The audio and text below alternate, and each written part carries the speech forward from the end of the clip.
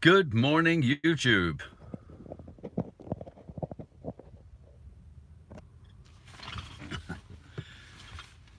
Oh, it's a bit dark in here, isn't it? There, that's better. Good morning, YouTube, and welcome to What the Papers Say with White Van Man here in Oban, in Scotland.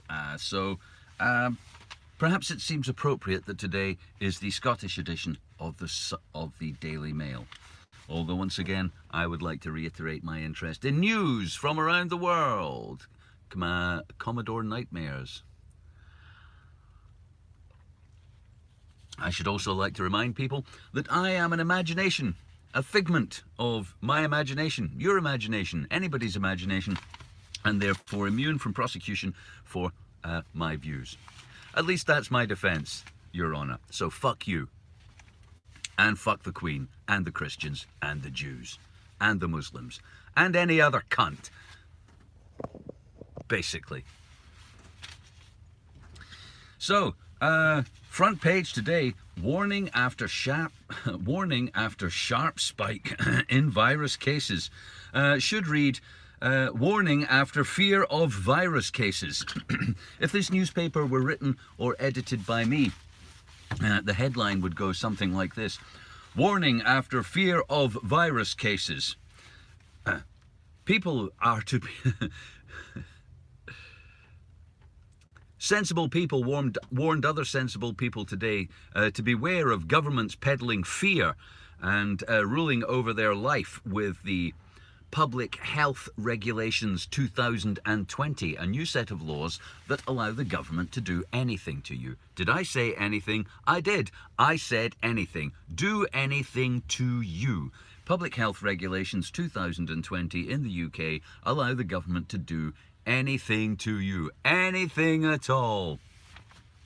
There's a few caveats there. The law of gravity, stuff like that. But this story is about indoor gatherings could be banned. Indoor gatherings? Isn't that just me being at home with my family? Isn't that what an indoor gathering is? Me, the wife, the dog. Oh, that's banned. Indoor gatherings could be banned after Scotland's biggest daily rise in cases. Not deaths, not serious illnesses, not admissions to hospital, not we're running out. Do you remember when we were going to run out of intensive care beds? Oh no, we're going to run out of the machine that goes beep, beep, and that other one that goes... Quickly, everybody, sanitize your hands and wear a mask. No, that pish isn't even important anymore. They don't even mention it because it was never true. No hospitals were ever overwhelmed. In the UK, we built, I think it was like 9 emergency hospitals. They were on the television. The army, our heroes, and the NHS, our other heroes. They were opened by Prince Charles, and there were time lapses of them being built, and they have never been used. Let's just go over those figures again, because they may seem quite confusing at first. None of the emergency hospitals were ever used. Ever. We never needed them. There was never an avalanche of coronavirus cases to swamp the NHS. And there was also never dead bodies piling up in the street. Bring out your dead. Bring out. That never happened either. So, what the fuck? Indoor gatherings could be banned. You living in your home could be banned. After the biggest rise in COVID cases in more than 3 months, Nicola Sturgeon has warned. Nicola Sturgeon's like a hypochondriac aunt. She's like your auntie who stays in all the time. Her children are bubble children. Her whole house is disinfected with acid, and her children never leave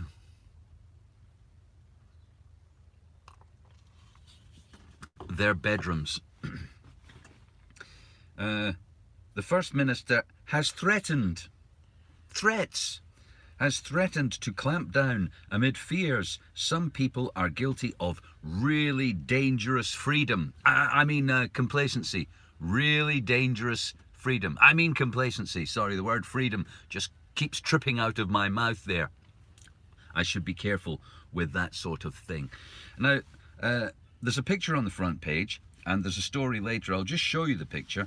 It's a picture of a popular singer in a Jamaican-themed bikini, wearing something called knots. I don't know what kind of knots they are.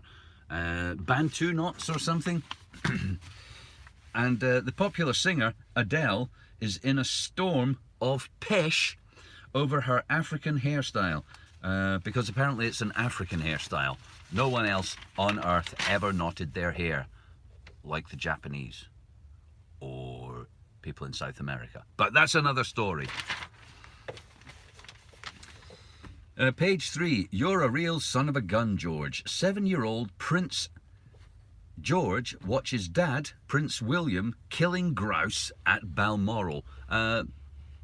That's in Scotland. The royal family come to Scotland on holiday because it's nicer here than England. I'm just saying. I'm just saying. But it is. It's more spread out and there's less people. You know, you can get. There are places in Scotland you can't smell a motorway or hear one. The 7-year-old watched as Prince William and other royals spent the morning slaughtering birds, a short drive from Balmoral. Sorry, that says bagging, but that's a euphemism for killing. Prince Philip found himself the subject of protests when he shot a tiger in India once. Well, actually, he shot it more than once, I think. He probably triple tapped it, just to make sure it's down. Tiger! You know, you can't be too careful. They could get up and come at you.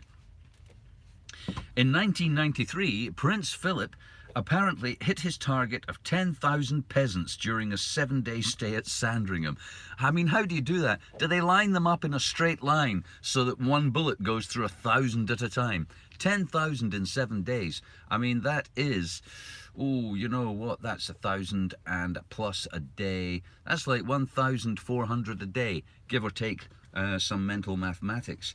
These are really gun-happy people. They really are. And I believe one of the reasons they're gun-happy is they're training for the day when you try and overwhelm the defences, storm the castle and string them up from a lamppost. You're going to be really up against it. I suggest you get in training because every one of these motherfuckers is armed, tooled up and very handy. Even their women are fucking tooled up. Honestly. Kate herself will shoot you in the face should you dare to be Republican. I swear. Every man jack of them. Even the Queen's packing a Beretta in her gusset. I swear. So don't go sniffing it. She will shoot you in the face with her Beretta stuffed down her vag patch. And here we have the story about cultural appropriation, a concept alien to me, as as I am a fifer from planet Earth. So all of Earth's culture is mine. It's mine, every single bit of it. All culture on Earth belongs to me and you, wherever you may be. So Adele is under fire for cultural appropriation. Journalist Ernest Owens, who is black, said, "If 2020 couldn't get any more bizarre..." I'm not really impersonating him. I don't know what he sounds like. I'm just making that shit up. So, I mean, you know, perhaps I could put on a black accent, but what kind of black person is he? Is he Jamaican black, African black, or Tottenham black? I just don't know. Perhaps I'll just read it in my own voice. Journalist Ernest Owens, who is black, said, "If 2020 couldn't get any more bizarre..." It's bizarre, women having hairdos. "Adele is giving us Bantu knots and cultural appropriation that nobody asked for." Well, Ernest, fuck you. Fuck right off. People do not need to ask you for fuck all. You can get the fuck from people's fucking lives. It's got nothing to do with you, what hairstyle Adele has or hasn't. Really, this pish goes on. One social media user commented, "Bantu knots are not..." See what they did there. "Bantu knots are not to be worn by white people." Isn't that racism? Bantu knots are not to be worn by white people in any context, period. Wait a minute. That just seems so racist, prejudiced, stupid, fascist. It sounds like so much pish to me. Where do these people live? How do they live? Look around you, folks. Culture is a giant sloshy stew of stuff, clothes, music, language. Man, I'm speaking Latin, Scots, French. What the fuck?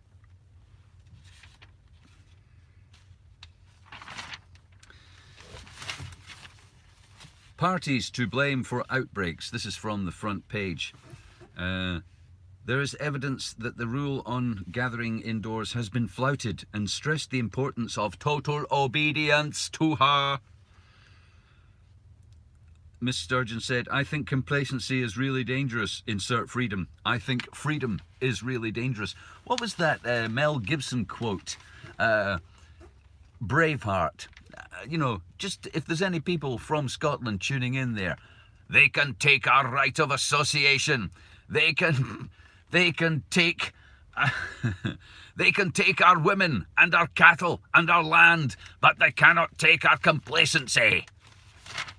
They can take your freedom. They're taking your freedom. Your freedom is being taken. You're giving them your freedom. Every time you put a fucking mask on and queue up to sanitize your hands, every time you don't just say when you go out, I'm exempt. Do you know what? I'm exempt. I'm not exempt because of some medical problem I have. I'm exempt because I'm exempt. I am exempt. I am exempt from whatever pish the government says I have to do. Unless I choose not to be, because I definitely don't want to be arrested, you know, and I've gone out of my way in various ways in my life to avoid being arrested for very good reasons. The existence of a fascist government is not news. It's just their increasing powers that are new. Their reach, the scale of the tyranny, the scale of the fascism, the scale of the oppression that we are under is just increasing, but it's not new. Oh, here's some more stuff. It's a whole page of Lady Gaga. It's a whole page of Lady Gaga in various masks. BDSM, sadomasochistic, you know, somewhere in there there's a mask. One of these masks is continuously dispensing cocaine to Lady Gaga to keep her full of herself. Without that, she would, you know, stop being quite so peppy. As I have previously observed about, this is family entertainment, honestly. This is the Daily Mail. You know, it's a family newspaper, and this is family entertainment. Lady Gaga is a popular entertainer who puts on stage shows simulating gangbangs, orgies, and rape. Simulates, I say. She doesn't actually get fucked, which I feel is disappointing and somewhat deceitful. And if I went to a show such as that, where they brought on a load of dancers semi-naked and simulated sex, I would be screaming at the top of my voice, just fuck the bitch! Fucking whip out your dick and actually fuck her, or put your clothes on and get the fuck off stage. Really? Here's another excellent picture. Here's the former head of McDonald's in Britain wearing a burger selfie. I'm not sure which one of these is going to be eating the other one out. Perhaps they're both going to eat each other out.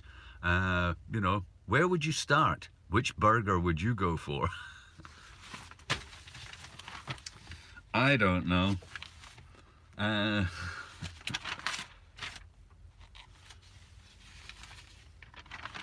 Man, there's no news in this.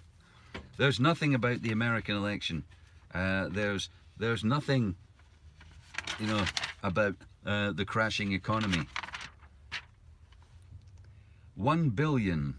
That's how much the broken asylum system is costing the British taxpayer every year. The Mail's big on taxes. I haven't heard them mention the 2 or 3 trillion of debt that we got into. This is a story about how we're using drones to spot migrants in the channel so we can turn them back. And even though it's not in this newspaper, because they've mentioned migrants, it is the case, and it's becoming apparent, that international laws about migration are just pish. Nobody's paying any attention.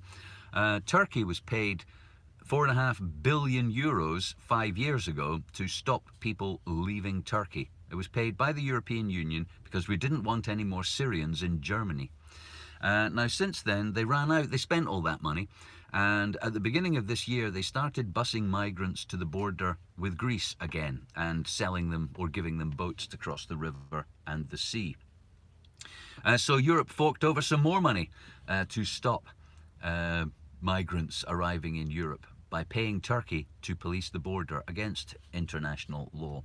Now it turns out that the sea crossing between Turkey and Greece, the Greek Coast Guard are actually puncturing and pushing back and ramming boats with migrants trying to escape from Syria, North Africa, Pakistan, Afghanistan, Iraq, anywhere at all, in fact. We're just killing them. We're just mowing them down with big Coast Guard cutters because we don't want them in Europe. And there are, I think I read, there are 250 million people on the move on this planet. 250 million refugees. And what we're going to do about that is we're going to put up the razor wire fences and the machine gun towers, and we're going to send out the drones and the Coast Guard cutters, and we're going to let them fucking die where they are, because they ain't coming to the mall. They ain't coming to the mall. No, they ain't. We don't want them. And there's going to be more. And I assure you, this is but the beginning. So here's a nice story. I like this. There is a new range of candles called Scents of Normality. They're designed to evoke the smell of places and events that have been cancelled by lockdown. These candles may sound like a joke, but they are very real. For instance, the festival candle is described like this: a floral haze of cut grass, burned skin and sun-warmed cider, with just the merest shimmer of distant Portaloo, top notes of burger ban and singed candy floss bloom above an earthy bed of unwashed hair and damp sleeping bag. A resonant bouquet tied with a ribbon of sweet cannabis smoke. Excellent. And there are more of these candles with the scent of normality. But I would say the candle that the government should be issuing is the candle with the stench of lies and the undernote of fear. A candle of fearful pheromones, a candle of pants full of shit, a candle of wet pish dribbling down your leg, a candle that smells like the vomit that you get from reading and hearing the lies the government is telling and making you believe. An overwhelming stench of lies candle. That's a candle that should be in the shops. And I think that's about it. The rest of it is, honestly, it's just fucking magazine pish and puzzles. Although I did see something in the back here. Oh yes, all right. Now this isn't science, all right? This is not scientific. This is a test of masks, the efficiency of masks using a petri dish to culture bacteria. So what they've done is they've made these people wear a mask and cough onto a petri dish, and then they count the number of colonies of bacteria. And obviously they do a control where somebody coughs without a mask. Now, masks do work, by the way. As you know, at the very start of the pandemic, I did a number of videos about how masks work when the government, in an Orwellian way that many people may or may not remember, was telling us masks didn't work and we shouldn't wear them. But now they're compulsory. Wow, isn't that odd? But it turns out, again, just interestingly, the best mask you can wear is an N95 mask. It always was, and it always will be. N95 means that 95% of airborne pathogens are excluded by the filter material in the mask. N95. Other masks that you might wear, those Adidas ones, the ones that they give you in a shop, the throwaway, biologically degradable, wash it 5 times, pish. Don't work, waste of time, you be as well not wearing them. That is for your personal safety. Now, for the safety of others, you know, coughing into your t-shirt will reduce the number of droplets in the air, of course. There's some obvious common sense at work here. People who are afraid, good morning, soon to be extinct, people who are afraid of catching the virus should wear an N95 mask. And people who are afraid of giving other people the virus should stay at home in an illegal gathering so Nicola Sturgeon's stormtroops can come round and inject them with the fear candle smell. Okay, well, I'm going for a busk in Oban. It's a nice sunny day, and I may even stream it. I'll see how my battery power goes. I hope you have a great day. I know I'm gonna. See you soon.